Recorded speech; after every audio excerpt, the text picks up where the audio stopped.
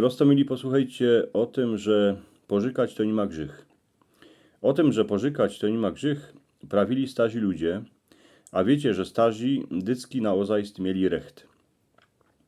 Jakże kto od nich słyszał, to był małym synkiem.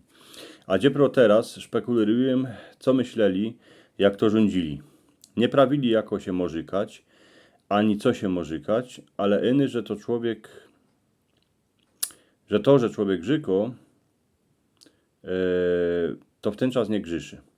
Ja sobie myślę, że ludzie coraz mniej żykają, albo nie poradzą żykać, bo ich żaden tego nie nauczył.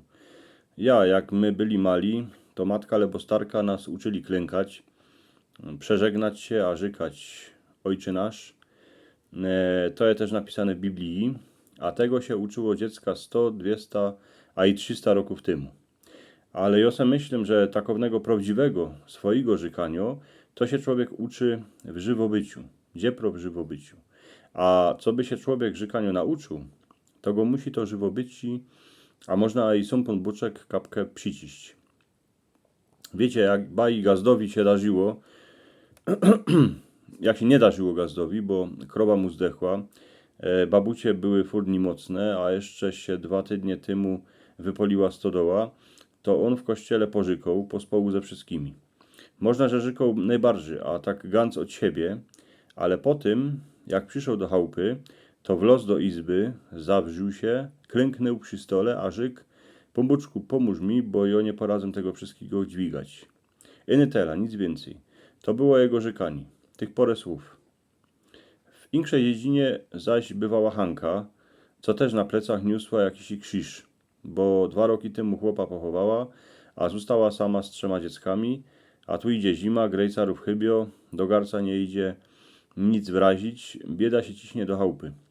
Do kościoła drepsiła każdą niedzielę, furt żykała, Ojcze nasz, a jedna wiec z tego żykaniu i siedziała furt w głowie, że się tam prawi: niech będzie wola Twoja, jako w niebie, tak a i na ziemi. Hanka, jak już było fest źle, jak już nie miała siły, to klękła na ziem pod strumym, a rzekła Pombuczkowi: niech będzie Twoja wola, bo ja już nie mam siły. A jeszcze w większej dziedzinie bywał Junek, swobodny synek, co na każdo żykał o szykowną babę. A tak oto swoimi słowami dycki rano, a wieczór rządził Pombuczkowi, żeby chciał, co by dziołuszka była do żywobycio, co by mu przała, a miała go rada. Nie prawił mu, że oto mo mieć czarne włosy, albo że mo być piękno, bo wiedział, że ze szumnego talerza się nie naje.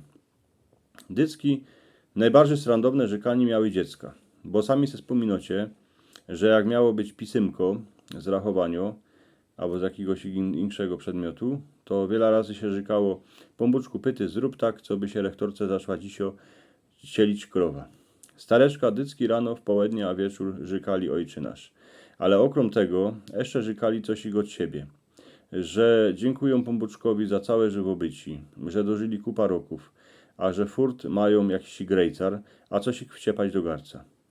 Rzekli, że ich oto rew ma targo w nodze, a że nie poradzą w nocy spać. Kapkę się polutowali temu Pombuczkowi, ale na koniec pytali Pombuczka o dobrą śmierć, co by się nie tropili. Pożykać, roztomili, to nie ma grzech, ale żykani to nie śmi być iny klepani na gębie. Tak se myślę, że to prawdziwe żykani to je wyrządzani z Pombuczkiem, jako z naszym dobrym fotrym. A żykanio nas uczy żywobyci, bo je jeszcze tak, że gdzieprokiej człowiek ma kurowody, to zaczyna żykać. Najprzód Ojcze nasz, a potem jeszcze rządzi coś od siebie, choćby mało wiela, ale to jego żykani, co leci do nieba. A jeszcze trzeba wierzyć w to, co się żyko, a o co się żyko, bo inaczej to nasze żykani je próżne.